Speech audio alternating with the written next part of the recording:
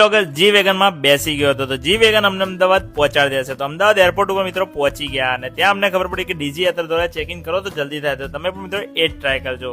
પછી મિત્રો મેં મારા ક્રેડિટ કાર્ડ દ્વારા લોન્જનો ટ્રાય કર્યો, પણ લોન્જમાં ખબર નહીં કેમ રિજેક્ટ થઈ ગયું મારું ક્રેડિટ કાર્ડ. પછી મિત્રો બસમાં બેસી ગયા હું ને મારા મિત્ર, અને આ રીતના મસ્ત એવા પ્લેન દેખાતા હતા. તો પહેલેથી જ અંદરથી એક્સાઇટમેન્ટ બહુ વધી ગયો હતો. પછી મિત્રો અમે કીધું ચલો પ્લેનમાં બેસવાનો અનુભવ કરી લઈએ. તો આ રીતના સીડી દ્વારા ઉપર ચડ્યા. એર હોસ્ટેસે અમારું વેલકમ કર્યું. અમે એમને કીધું થેન્ક યુ.